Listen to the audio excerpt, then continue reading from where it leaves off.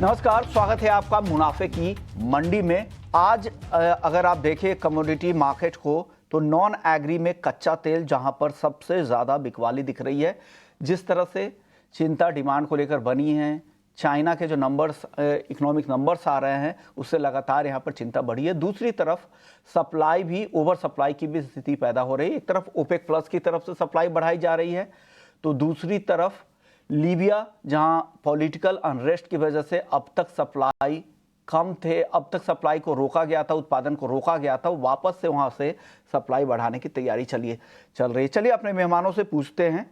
मैं विश्वमोहन हूं और आज हमारे साथ 4 मेहमान हैं जो आज आपको मदद करने वाले हैं कमोडिटी मार्केट में आपको कैसे अपनी ट्रेड की रणनीति बनानी है। किशोर नारने हैं हमारे साथ मोतीलाल ओसवाल से, वंदना भारती हैं एसएमसी ग्लोबल से, दिनेश सोमानी हैं प्रो इंटेलीट्रेड सर्विसेज से और धर्मेश भाटिया हैं एमिरेस्ट एनवीडी से। आप सभी मेहमानों का बहुत बहुत शुक्रिया। किशोर सर, सबसे पहले आपसे कच्चे तेल पर जानेंगे, क्या हो रहा है? कच्चे तेल में और गिरावट बची हुई है या अब एक टेक्निकल बाउंस बैक की संभावना दिख रही है आपको? गुड मॉर्निंग विस्मोन। आई थिंक यहाँ पे आपने बहुत सही बताया कि यहाँ पे डिमांड को लेकर चिंताएं काफ़ी ज़्यादा है। और दो चीज़ें कि जो दुनिया के सबसे जो बड़े दो अर्थव्यवस्था हैं, एक है अमेरिका और दूसरा चाइना। दोनों में जो आर्थिक आंकड़े हैं वो कमज़ोर पड़ते जा रहे हैं। नॉन फार्म पेरोल से लेकर पीएमआई नंबर्स से लेकर सारे जो इंडिकेटर्स जो है वो उस तरफ इशारा कर रहा है कि कहीं न कहीं हम रिसेशन की तरफ जा रहे हैं। रिसेशन कितना लंबा रहेगा, कितना डीपर रहेगा, अभी वो डिबेट शुरू नहीं हुआ है, बट हल्का-सा रिसेशन आएगा तो भी यहाँ पे जो प्राइमरी कमोडिटीज़ है, जो बेस मेटल्स हो गया और इंडस्ट्रियल मेटल्स हो गया और क्रूड है, ये दोनों में डिमांड का जो है वीकनेस जारी रहेगा। सो उस बैकड्रॉप में आपको क्रूड में आपको डाउनसाइड करेक्शन जो एक्सटेंड होते हुए नज़र आ रहा है। और आपने भी ऑलरेडी बोल दिया है कि लिबिया का जो ब्लॉकेड है, वो परमानेंट तो नहीं है, थोड़ा-सा टेम्पररी है। काफ़ी कोशिशें किए जा रहे हैं वहाँ पे ये ब्लॉकेड हटाने के लिए। अगर वो हट जाएगा तो जो भी 5-6 लाख मिलियन बैरल्स को 5-6 लाख बैरल्स के आसपास का जो क्रूड आउटपुट जो वहाँ पे बंद है, वो तुरंत मार्केट में आ सकता है। तो उसको देखकर सप्लाई साइड कोई ज़्यादा चिंताएँ नहीं है, तो डिमांड साइड का जो कमज़ोरी है उसके वजह से क्रूड में जो है नेगेटिविटी जारी रहेगा। मेरे हिसाब से यहाँ पे करंट लेवल्स पे या थोड़ा-सा अगर ऊपर आता है तो 5900 940 के आसपास में इसमें बिकवाली का राय दूँगा। 5820 5800 के आसपास का टारगेट्स के लिए आप 6000 के ऊपर 6010 के आसपास आप स्टॉप लॉसेस मेंटेन कर सकते हैं। एंड इसमें जो वीकनेस है वो कंटिन्यू रहेगा। बढ़ सकती है यहाँ से और गिरावट आपको दिख रही है। दिनेश जी, आप बताइए आपको कितनी गिरावट और दिख रही है कच्चे तेल में और कहां से रिकवरी की संभावना है? जी विश्वमोहन जी, 9 महीने के निचले स्तर पर क्रूड आ चुका है। चाइना के डेटा बिल्कुल सकारात्मक नहीं है, ना यूएस से कोई डेटा ऐसा आ रहा है जो उसको पुश अप कर सकता है। कल इसमें जो है करीब 5% की गिरावट हमें देखने मिली है। और लीबिया से भी जो सप्लाई डिस्ट्रक्शन थी वो भी अब रिज्यूम हो चुकी है और अक्टूबर में शायद ओपेक कंट्रीज भी अगर सप्लाई बढ़ाती है तो प्रेशर कंटिन्यू रहेगा और डिमांड उसके अनुरूप बिल्कुल नहीं है। तो मुझे लगता है कि थोड़ा अगर यहाँ से 40 रुपया बढ़ता है 5940, ये लेवल है जहां से कल ब्रेकडाउन हुआ था। मुझे लगता है ये लेवल पे दोबारा एक बार बिकवाली का दौर आ सकता है। 5810 के लेवल्स डाउनसाइड एक्सपेक्टेड है। 5995 का इसमें स्टॉप लॉस मेंटेन किया जा सकता है। आई थिंक 5750 5760 के आसपास का ये मार्केट स्टेबल हो सकता है और वहां से एक रिकवरी की पॉसिबिलिटी संभव है। यहां से और गिरावट बची है, 5760 के आसपास से रिकवरी की उम्मीद दिनेश जी को लग रही है।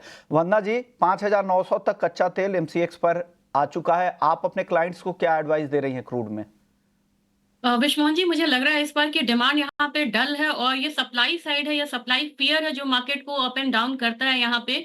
और लीबिया से सप्लाई यहाँ पे बढ़ने की यहाँ पे चांसेस हैं और ओपेक का भी मीट है और यहाँ पे सप्लाई साइड बढ़ता है। तो मुझे लग रहा है कि इस बार 6000 या 5800 पे क्रूड नहीं संभलना चाहिए, उससे नीचे जाना चाहिए। तो पोजिशनली मेरा व्यू इस बार बेयरिश है और मुझे लग रहा है कि प्राइसेस 5900 पे भी हम सेलिंग करते हैं तो इस बार नीचे की तरफ जाना चाहिए। यहाँ पे करीब-करीब 5750 से लेके 5700 तक प्राइसेस जा सकता है नीचे की तरफ। स्टॉप लॉस लगाना होगा इसमें 6000 का और मुझे लग रहा है कि ये जो टाइम पीरियड है अभी इस लेग का सेलिंग का, ये मुझे लग रहा है कि करीब-करीब 1 हफ्ते तक यहाँ पे चलना चाहिए। लग रहा है कि और गिरावट, कमजोरी का रुख यहां पर रहेगा। तीनों एक्सपर्ट्स एक मत है कि यहाँ से गिरावट और दिख सकती है। धर्मेश जी, अब आप बताइए, एक खबर ये भी है कि यूएस की जो क्रूड इन्वेंट्री है वो 5 साल के औसत से करीब 4% नीचे है मौजूदा इन्वेंट्री। हालांकि वहां पर कंजम्पशन भी काफी कम हुए हैं। जून के जो डेटा ईआईए ने जारी किए थे उससे काफी कमजोर कंजम्पशन के आंकड़े हैं। आप बताइए क्या लग रहा है क्रूड की चाल आपको? देखिए, अगर कच्चे तेल की बात करें तो इनफैक्ट मैं लास्ट 1-2 महीने से यही कह रहा था कि आगे के सारे महीने बैकवर्डेशन में है। इसके मतलब है कि करंट मंथ में बाइंग है, बट आगे के महीने में फंडामेंटली तेजी है नहीं, और यही आपको प्राइस में देखने मिल रहा है। प्राइस में ऑलमोस्ट ₹1000 की गिरावट आपको आ चुकी है। यहाँ पे मार्केट मुझे लगता है कि जो एक की लेवल था, जो $70 का लेवल है, उसके नीचे एक बार आ चुका है, तो काफ़ी सारे जो बायर्स है अपने पोज़ीशंस एग्ज़िट कर रहे हैं, और उस कारणवश आपको एक अच्छी खासी शार्प सेल ऑफ देखने मिला है प्राइस में। मैं एक्सपेक्ट करता हूँ कि 65-64 काफ़ी की लेवल है। अगर आप देखिए 2025 का जो कॉन्ट्रैक्ट है, दिसंबर कॉन्ट्रैक्ट, वो 65-64 के लेवल पे टिका हुआ है कंटिन्यूअसली, ना उसमें ऊपरी तेजी आ रही है। तो मार्केट एट पार आ चुका है। तो यहाँ पे डाउनसाइड रिस्क अब मैं कहता हूँ कि काफ़ी लिमिटेड है। यहाँ से मैक्सिमम ₹100-200 की गिरावट, यानी $2 की गिरावट आप देख सकते हो। बट वहाँ से मार्केट एक यू टर्न देख सकते हो आप यहाँ पे, क्योंकि आगे जाके ठंडी का माहौल आएगा, नवंबर में इलेक्शन है, और यही बात हम कह रहे थे कि इलेक्शन में कोई भी नहीं चाहेगा कि कच्चा तेल बढ़े। इनफैक्ट यही हो रहा है, प्राइस में प्रेशर देखने मिल रहा है। तो मैं छोटी अवधि यानी 1 महीने के अंतराल के लिए यहाँ पे मंदी की सलाह दूँगा। मैं एक्सपेक्ट करता हूँ कि यहाँ से ₹200 की गिरावट करंट लेवल से भी आप देख सकते हैं। अंतर्राष्ट्रीय मार्केट की बात करें तो $67-66 के लेवल्स आपको देखने मिल सकते हैं। प्राइस वहाँ पे संभल जाएगा। बट जिन्हें लॉन्ग टर्म निवेश करना है, मैं सलाह दूँगा आप वेट एंड वॉच करें। जैसे ही गिरावट आती है ₹200 के, फिर यहाँ से बाइंग करके आप चल सकते हैं। रिकमेंड करूँगा कि आगे के तीसरे महीने, चौथे महीने के कॉन्ट्रैक्ट में आप यहाँ पे लेवाल करें और अपनी पोज़ीशन बिल्ड अप करें, क्योंकि यहाँ से जब मार्केट दिसंबर, जनवरी में जब अपटिक होगा, ये फिर से $75-80 के स्तर आपको दिखा सकता है। चलिए, अब कच्चे तेल के बाद गोल्ड सिल्वर की बात करते हैं। गोल्ड को लेकर 2-3 खबरें जो काफ़ी अहम है। एक तो सेंट्रल बैंक की जो जुलाई के जो नंबर आए हैं वो अच्छे रहे हैं, जून के मुकाबले काफ़ी अच्छी बाइंग हुई है। नेट यहाँ पर जो एडिशन हुआ है 37 टन के आसपास का गोल्ड का एडिशन हुआ है। हालांकि छोटे कुछ कंट्रीज हैं वहाँ के सेंट्रल बैंकों ने खरीदारी जुलाई में ज़्यादा की है, लेकिन अब जो बाजार की नज़र है बुलियन मार्केट की वो है यूएस के नॉन फार्म पेरोल के आंकड़ों पर, जो फ्राइडे को आने वाले हैं। वो किस तरह के रहेंगे, उस वजह से बाजार में सुस्ती दिख रही है, क्योंकि फेड की भी वहीं पे नजर रहेगी और 17-18 सितंबर को जब फेड की बैठक होगी तो उससे कुछ झलक यहां से मिल सकती है और उससे लोग अनुमान भी लगाएंगे, गोल्ड अपनी चाल वहां से चलेगा। किशोर सर, आप बताइए गोल्ड और सिल्वर की चाल क्या आज तो काफी दायरे में है, क्या करना चाहिए उससे पहले? आई थिंक शमोन, यहाँ पे overall commodities as a segment काफी बेरिश है, बिकॉज डॉलर काफी मजबूत है, और अगर रिसेशनरी फियर्स आता है तो कमोडिटीज में नेगेटिव इम्पैक्ट हो सकता है। बट आई थिंक सबसे जो रेजिलियंट कमोडिटी रहेगा वो अभी भी गोल्ड रहेगा। इसके अंदर जो एंटायर एसेट क्लास में अगर देखेगा तो सबसे रेजिलियंट जो है, कि मतलब बहुत ज्यादा गिरेगा नहीं है, वो है गोल्ड रहेगा। और हर यहाँ पे अगर गिरावट में देखेगा तो थोड़ा बहुत यहाँ पे बाइंग ही करना चाहिए। और जैसा आपने बताया कि यहाँ पे एक जो पेक्यूलियर जो सपोर्ट है वो आपको सेंट्रल बैंक बाइंग से आता है, कि हालांकि 3-4 महीने से वो सपोर्ट नहीं था, बट देन वो डॉलर का और रेट कट एक्सपेक्टेशन की वजह से थोड़ा सपोर्ट मिला था। हम ऑल टाइम हाई के नजदीक में है। वहां से जो फर्दर अपसाइड जाने के लिए नया ट्रिगर्स चाहिए, नया ट्रिगर्स थोड़ा मिसिंग है मार्केट से, बट गिरने के लिए बहुत ज्यादा रीजंस नहीं है। बट हालांकि रेंज बाउंड मार्केट एक्सपेक्ट कर सकते हैं। बट गिरावट अगर देखें तो इसमें सिल्वर में ज्यादा गिरावट देखने के लिए मिल सकता है। सिल्वर ऑलरेडी थोड़ा वीक है, because as commodity broader weakness है, तो सिल्वर में ज्यादा गिरावट रहेगा। तो मैं एक्चुअली एज ए कॉल आपको ये सलाह दूंगा, प्रॉब्ली आप गोल्ड लेके सिल्वर बेच के जो ट्रेड है, स्प्रेड ट्रेड ले सकते हैं। वहां पे आपको ज्यादा फायदा होगा, थोड़ा सा बेटर रिस्क मैनेजमेंट होगा। अदरवाइज गोल्ड 71,400 के आसपास आता है, तो वहां पे इंट्राडे के लिए एक बार बाइंग करके चल सकते हैं। टारगेट अप 71,700-750 के आसपास रहेगा। अगेन ये शॉर्ट टर्म इंट्राडे ट्रेड है। बहुत बड़ा रैली अभी तुरंत एक्सपेक्टेड नहीं है, प्रॉब्ली $2640 के आसपास तक हम जा सकते हैं, बट वो व्यू के लिए आपको एक ट्रिगर चाहिए। बट सिल्वर अगर इंट्राडे में अगर देखें तो मेरे हिसाब से 83,300 के आसपास दिसंबर जो वायदा है उसको बिकवाली करके चल सकते हैं। 82,000 या 82,200 के आसपास यहाँ पे डाउनसाइड आ सकता है। तो सिल्वर ज्यादा वीक रहेगा कंपैरेटिव टू गोल्ड, बट मैं गोल्ड में शायद ज्यादा बिकवाली का सलाह नहीं दूंगा। थोड़ा सा नीचे में आता है तो वहां पे वापस खरीदारी करना चाहिए। चांदी में जी जी। तो गोल्ड यहाँ पे खरीदारी की सलाह है और चांदी बेचने की सलाह है। करीब 1000 रुपए की गिरावट यहाँ से और दिख रही है चांदी में। आप बताइए धर्मेश जी, आपकी राय क्या है गोल्ड और सिल्वर पर? देखिए, मैं किशोर जी से काफी सहमत हूँ। मुझे भी लगता है कि गोल्ड में काफी स्थिरता है, जबकि चांदी में आपको एक चंचल वॉलेटिलिटी देखने मिल रही है। प्राइस में ऑलमोस्ट 85,000 से 80,000 के स्तर आपको प्राइस में आ चुके हैं। तो यहाँ पे जो एक की लेवल जो है $30 का, जब तक मार्केट वो ब्रेक नहीं करता और 85,000 डोमेस्टिक मार्केट में है, जब तक वो सब्सटैंशियली ब्रेक नहीं करता, मुझे नहीं लगता कि मार्केट में लंबी तेजी आएगी। प्लस ये जो जब चाइना का जो डेटा आया है नेगेटिव, उस कारणवश अच्छी खासी सेल ऑफ आपको प्राइस में देखने मिली है। मैं सलाह दूंगा चांदी में और भी बिकवाली करने की। अराउंड 27 से $26 के स्तर आपको अंतरराष्ट्रीय मार्केट में, और डोमेस्टिक मार्केट की बात करें रुपए के चलते, तो मुझे लगता है कि 79,000 से लेके 78,000 के स्तर आपको चांदी में देखने मिल सकते हैं। मैं रेकमेंड करूंगा यहाँ पे बिकवाली करने की। रही बात सोने की, तो सोना काफी स्थिर है। अंतरराष्ट्रीय मार्केट में 2470 से लेके 2500 के स्तर में मार्केट कंटिन्यूसली ट्रेड हो रहा है।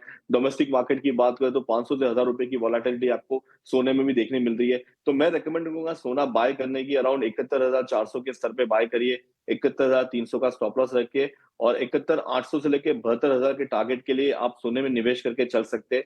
नवंबर दिसंबर में यहाँ पे एक शार्प रैली आने की गुंजाइश है, क्योंकि एक बार इलेक्शन खत्म होगा, प्लस रेट्स कम होने स्टार्ट हो जाएंगे, तो सोना एक ऐसा विकल्प है जहाँ पे सेफ हेवन बाइंग देखने मिल सकती है। तो मैं सलाह दूंगा सोने में बाय करने की। ओके, तो सोने में आप भी खरीदारी की ही सलाह दे रहे हैं, लेकिन हालांकि इस हफ्ते दायरे में रहेगा। तेजी जरूर, जो बायसनेस है ऊपर की तरफ दिख जरूर रही है, लेकिन अभी नॉन फार्म पेरोल पर भी बाजार की नजर है। आप बताइए वंदना जी, आपकी राय क्या है गोल्ड सिल्वर पर? विश्वान जी, मैं अग्री कर रही हूँ किशोर और धर्मेश से यहाँ पे, क्योंकि यहाँ पे मुझे लग रहा है कि गोल्ड सिल्वर रेशियो अब यहाँ पे 0.89 के करीब यहाँ पे जा सकता है, और लगातार सिल्वर जो है वो अंडर परफॉर्म किया है गोल्ड को। विक्स यहाँ पे स्ट्रांग है और इक्विटी मार्केट में थोड़ा करेक्शन देखने को मिल सकता है। तो मेरे ख्याल से यहाँ पे ये एक अच्छा ट्रिगर हो सकता है गोल्ड के लिए। यहाँ पे ज्यादा फॉल मुझे नहीं लग रहा है, तो 71,450 के करीब बाइंग रिकमेंडेशन है। 71,750 का टारगेट होगा। स्टॉप लॉस करीब करीब लगाना होगा 71,300 का। साथ में मुझे लग रहा है कि कॉन्ट्रा मूव आ सकती है यहाँ पे सिल्वर में। तो सिल्वर में यहाँ पे 81,200 के करीब एक सेलिंग स्ट्रैटेजी अपनानी चाहिए। 80,500 का टारगेट होगा। स्टॉप लॉस लगाना होगा 81,500 का। और मुझे लग रहा है कि ये जो स्प्रेड कॉल है ये आज से कल तक एप्लीकेबल रहेगा। फिर यहाँ पे जो इनके जो कोरिलेशन है वो यहाँ पे स्ट्रांग हो सकते हैं, और जो डीकपलिंग है वो हो सकता है कि धीरे धीरे यहाँ पे खत्म हो। ओके, आप बताइए दिनेश जी, आपकी राय गोल्ड सिल्वर पर? जी, सिल्वर अगर हम देखते हैं तो जो रिसेंट हाई गया था 88,500, वहां से 5,000 रुपए नीचे आ चुका है। और जबकि गोल्ड अगर देखो तो 72,250 का हाई बनाया था, वहां से 71,500, मतलब महज 700-800 रुपए की मंदी है। तो ये क्लियर कट दर्शाता है कि जो वीकनेस है ये सिल्वर में बहुत अत्यधिक है, बहुत ज्यादा है कंपेयर टू गोल्ड में। लेकिन गोल्ड ने एक महत्वपूर्ण लेवल 71,500, 71,400 का लेवल तोड़ा है। तो मुझे लगता है कि ये एकदम से रिकवरी आने की संभावनाएं कम है। अनलेस एंड अनटिल गोल्ड 71,700 के ऊपर जाए, इसमें तेजी नहीं करना चाहिए। डाउनसाइड 71,200 आए तो ही बाय करना चाहिए। सिल्वर में मुझे लगता है कि मंदी बरकरार रह सकती है। कल के फॉल के बाद में आज शाम में के सत्र में दोबारा एक फॉलोअप सेशन आ सकता है सेलिंग का। 83,500, 83,600 ये थोड़ा सा ऊपर अगर आए तो वहीं पर ही सेलिंग करनी चाहिए। डाउनसाइड 82,500 के लेवल्स देख सकते हैं, और 84,350 का इसमें स्टॉप लॉस मेंटेन किया जा सकता है। तो मैं चारों जो मेरे सहयोगी हैं उनसे सहमत हूं कि गोल्ड थोड़ा सा स्ट्रांग है और सिल्वर काफी वीक है। चलिए, तो गोल्ड सिल्वर पे आपको राय मिल गई है। अब बात कर लेते हैं कॉटन की। कॉटन के नई रिपोर्ट क्या कह रही है? हमारे साथ जुड़ गए हैं अतुल गनात्रा, हैं प्रेसिडेंट है कॉटन एसोसिएशन ऑफ इंडिया के। सर, ये जुलाई तक के नंबर्स क्या है, किस तरह की डिमांड सप्लाई के आंकड़े हैं, और एक्सपोर्ट्स के नंबर भी शेयर कीजिएगा सर कॉटन के। जी, good morning. Good morning sir. जी, देखिए, जो हमारे आंकड़े हैं, हमने कोई क्रॉप के जो प्रोडक्शन के फिगर में कोई चेंज नहीं किया है, ना तो कंजम्पशन में चेंज किया है। एक्सपोर्ट इंपोर्ट भी सेम रखा है अभी। और 11 सितंबर को हमने ऑल इंडिया मेंबर्स की मीटिंग बुलाई है, इसमें ये सब आंकड़े चेंज होंगे। जो अभी के आंकड़े हैं वो अराइवल जो है वो प्रेसिंग अभी तक 313 लाख बेल्स का अप टू जुलाई एंड तक प्रेसिंग हो चुका है। और जो स्टॉक है वो 58 लाख बेल्स का स्टॉक है ऑन 31 जुलाई का। उसमें 28 लाख बेल का मिलों में स्टॉक है, और 28 लाख बेल का सीसीआई और जीनर के पास स्टॉक है। और क्लोजिंग स्टॉक ऑन 30 सितंबर करीब 20 लाख बेल का दिखाता है। तो ये स्टॉक है वो बहुत एकदम, जो बैलेंस शीट है वो एकदम टाइट बैलेंस शीट है। टाइट बैलेंस शीट है तो क्रॉप सर डिले, आगे दाम कुछ बढ़ने वाले हैं क्या अतुल जी? देखिए दाम ऑलरेडी जो 55,000 हो चुके थे एक महीने पहले, वो आज 60,000 के दाम है। तो ऑलरेडी 5,000 रुपया कॉटन के बढ़ चुके हैं। इसमें 2-3 मेन वजह है, क्योंकि जो अभी फ्लड आए गुजरात में, उसकी वजह से गुजरात के कॉटन जो स्टैंडिंग क्रॉप है उसमें काफी नुकसान बता रहे हैं। तो एक वो वजह है कि क्रॉप कम होने की आशंका दिख रही है। दूसरा, बाकी के भी जो स्टेट हैं जहाँ पे ऐसा लगता था थोड़ा सितंबर में अराइवल आएगा, वो अभी अराइवल्स डिले होने का है। तो सितंबर में अराइवल इज रूल्ड आउट, और अक्टूबर 15 के बाद ही, दशहरा के बाद ही कुछ कॉटन की नई अराइवल आएगी। तो उस वजह से भी वो भी एक रीजन है कि मिलों के पास माल नहीं है, हैंड टू माउथ चल रही है, तो शॉर्टेज की वजह से दाम बढ़े हैं। तो ऑलरेडी हमारे भाव 60,000 रुपया, 5,000 रुपया कैंडी बढ़ चुके हैं जी। सर इस बार सोइंग भी काफी कम है, करीब 11% पिछले सीजन के मुकाबले कॉटन की कम है। तो क्या एक बड़ी तेजी की संभावना बन रही है क्या कॉटन में फिर से? देखिए सोइंग जो है वो करीब करीब लास्ट ईयर हुआ था 127 लाख हेक्टर में कॉटन का सोइंग हुआ था, और इस साल 111 लाख हेक्टर में हुआ है। तो ये जो 16 लाख हेक्टर का सोइंग कम है, और हमारी यील्ड कुछ बढ़ी नहीं, और ये सेम यील्ड है या थोड़ा कम हो जाएगा, तो ये 15-16 लाख हेक्टर का जो सोइंग है वो ये हमारा 30 to 40 लाख बेल्स का प्रोडक्शन कम कर देगा। तो ये प्रोडक्शन कम होने से हम कैसे इसकी भरपाई कर पाएंगे, हमारे मिलों का कंजम्पशन बहुत ज्यादा है, वो देखने वाली बात है। इंपोर्ट इमीडिएटली नियर फ्यूचर में इंपोर्ट भी कॉटन का हो नहीं सकता है। कोई भी कंट्री से इंपोर्ट करेंगे तो कम से कम आने को 60 to 90 डेज का टाइम लगता है, और 11% ड्यूटी होने से जो आज हमारे भाव है 60,000, अगर हम इंपोर्ट करते हैं और ड्यूटी देते हैं तो वो 60,000 से 64,000 रुपीज के भाव पड़ते हैं। तो हमारे जो इंडियन कॉटन के भाव है वो अभी इंपोर्टेड कॉटन से एट पार हो गए हैं। तो अभी देखना है, आने वाले 10-15 दिन बहुत क्लोजली देखने पड़ेंगे। बारिश रुकना पड़ेगा, अगर बारिश नहीं रुका तो इसमें लॉस की संभावनाएं बहुत बढ़ जाएगी, और फिर देखना पड़ेगा कि इतना लॉस होने के बाद मार्केट क्या करती है। मगर एक 10 दिन का टाइम लगेगा जी। दिनों में चीजें साफ होंगी, लेकिन अभी सोइंग भी कम है, फसलों के नुकसान की भी खबर है बारिश की वजह से। तो इस वजह से तेजी का ट्रेंड घरेलू बाजार में दिख रहा है, दाम बढ़े भी है और आगे भी बढ़ने की संभावना अतुल जी को यहाँ पर दिख रही है, लेकिन चीजें 10 दिनों में और भी साफ होगी। शुक्रिया सर, आपने वक्त निकाला ईटी नाउ स्वदेश की दर्शकों के लिए। चलिए वक्त है ब्रेक का, ब्रेक के बाद जब लौटेंगे तो बेस मेटल्स पे चर्चा होगी, नेचुरल गैस और एग्री में आज कहां पर एक्शन है वो भी आपको बताएंगे।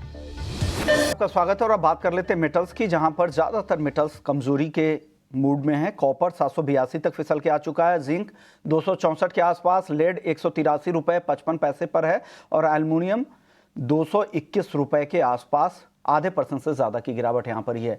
दिनेश जी, आपको क्या पसंद है मेटल्स में आज?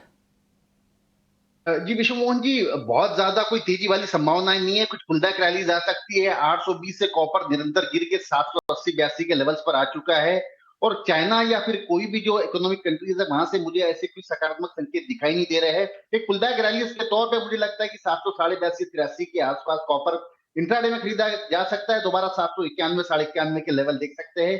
778.50 का इसमें स्टॉप लॉस मेंटेन किया जा सकता है। अदर बेस मेटल्स में मुझे खास मूवमेंट नजर नहीं आती। मुझे लगता है रेंज बाउंड ही रहना चाहिए एल्यूमिनियम और जिंक। ओके, तो आपको कॉपर पसंद है 791 के टारगेट के लिए। इस गिरावट के बाद यहाँ पर खरीदारी के मौके आपको दिख रहे हैं। किशोर सर, आप बताइए, आपकी राय क्या है बेस मेटल्स पर? हिसाब से वीकनेस इसमें कंटिन्यू रहना चाहिए। कॉपर और जिंक दोनों में मैं बिकवाली का राय दूंगा। सितंबर वायदा कॉपर 787 के आसपास बिकवाली करना चाहिए, 780 का टारगेट रहेगा। Zinc I think short term में 262 263 के आसपास आपको डाउन साइड दिख सकता है। बट एक चीज है कि अगर मीडियम टर्म, अगर आप 2-3 महीने का अगर व्यू लेके चलना चाहते हो तो एक जिंक में एक बहुत जल्दी इसमें टर्न अराउंड आने का चांसेस है, प्रॉब्ली एनीथिंग क्लोज टू 260 या 255 के आसपास से यहाँ पे मीडियम टर्म टर्न अराउंड आने का आशंका है, तो डाउन साइड थोड़ा सा लिमिटेड रहेगा, बट शॉर्ट टर्म में आई थिंक 780 कॉपर और 262 के आसपास के लिए जिंक दोनों में बिकॉली कर सकते हैं। ओके, तो अभी थोड़ी नरमी ज़रूर आपको दिख रही है, लेकिन आगे आपको टर्न अराउंड की उम्मीद जिंक में ज़्यादा दिख रही है। वंदना जी, आपकी राय मेटल्स पर? मुझे भी लग रहा है कि कॉपर और जिंक में यहाँ पे थोड़ा सा जो सेलिंग प्रेशर वो डीप हो सकता है, तो 784 के करीब यहाँ पे कॉपर में सेलिंग की सलाह रहेगी। 778 का टारगेट है, स्टॉप लॉस लगाना होगा 787 का। जिंक में मुझे लग रहा है कि 265 के करीब सेलिंग करना चाहिए 262 के टारगेट के लिए। स्टॉप लॉस लगाना होगा 266.5 का। एक्सपेक्टेशन से खराब डेटा यूएस से आ रहा है, तो ये कंसर्न है बेस मेटल मार्केट के लिए। ओके, धर्मेश जी, आपकी राय, आपकी टॉप पिक क्या है मेटल्स में? मेरी टॉपिक एल्यूमिनियम में रहेगी। मुझे लगता है कि सारे जो प्रेक्षक देख रहे हैं कि मार्केट में अगर आप देखिए कंटिन्यूसली एक प्रेशर बना हुआ है, स्पेशली चाइना डेटा आने के बाद, तो स्पेशली जो किंग कॉपर है उसमें काफी अच्छी गिरावट प्राइस में आ चुकी है और प्राइस फिर से 800 के नीचे आ चुका है। तो मैं एल्यूमिनियम की तरफ बेट करूंगा। मैं एक्सपेक्ट करता हूँ कि 222 के स्तर पे आप बिकवाली करिए, 225 का आप स्टॉप लॉस मेंटेन करिए, 218 से 215 के स्तर के लिए आप एल्यूमिनियम में बिकवाली करके चल सकते हैं। बहरहाल बाकी सारे कमोडिटी मार्केट वीक ही है, बट मुझे लगता है कि सबसे ज्यादा वीकनेस आपको एल्यूमिनियम काउंटर में देखने मिल सकता है। ओके, तो एल्युमिनियम आपको यहाँ पर कमजोरी यहाँ पे ज़्यादा दिख रही है। चलिए बात कर लेते हैं नेचुरल गैस की। आज दायरे में कारोबार हो रहा है, लेकिन नए संकेत मिल रहे हैं फिर से वहाँ पर डिमांड रिकवरी की, और डिमांड कूलिंग के लिए यहाँ पर डिमांड बढ़ सकती है। किशोर सर, बताइए नेचुरल गैस की राय, नेचुरल गैस में क्या करना चाहिए आज? नेचुरल गैस में मैं थोड़ा बाई साइड पे रिस्क को देखते हुए एक्चुअली ऑप्शन ज्यादा प्रेफर करूंगा। प्रॉब्ली सितंबर वायदा 185 का जो कॉल ऑप्शन है मेरे हिसाब से 10 रुपए के आसपास अवेलेबल है, उसमें खरीदारी कर सकते हैं। बहुत ही छोटा स्टॉप लॉस मेंटेन कर सकता है, आपको 8 रुपए 7.5 रुपए के आसपास का स्टॉप लॉस मेंटेन कर सकते हैं। 13 से 14 रुपए के आसपास का अपसाइड देख सकते हैं। सो नेचुरल गैस में कॉल ऑप्शन 185 वाला बाइंग कर सकते हैं। ओके, तो एट द मनी 185 के स्ट्राइक की कॉल ऑप्शन खरीदने की सलाह यहाँ पर मिल रही है। आप बताइए धर्मेश जी, छोटा जवाब दीजिएगा एनजी पर। काफी बुलिश है, ठंडी का माहौल स्टार्ट हो रहा है, यहाँ पे एक यू टर्न देखने मिल सकता है। 185 के लेवल पे भी बाय करिए, 180 का स्टॉप लॉस पर रखिए। अपसाइड वापस से आप 200 के स्तर आपको देखने मिल सकते हैं शीघ्र ही। वरना जी, हल्दी पे बता दीजिए फटाफट से, वक्त बहुत कम है, क्या करना चाहिए? हल्दी में यहाँ पे सेलिंग ही रहेगा। यहाँ पे 13,330 के करीब यहाँ पे सेलिंग करना चाहिए। टारगेट होगा 13,000 का, स्टॉप लॉस लगाना होगा 13,500 का। ओके, शुक्रिया वंदना जी आपका, दिनेश जी, धर्मेश जी और किशोर सर, आप सभी का बहुत बहुत शुक्रिया, आप लोगों ने वक्त निकाला। वक्त है ब्रेक का। ब्रेक के बाद जब लौटेंगे तो आपके लिए FNO जंक्शन लेकर आएंगे। नमस्कार।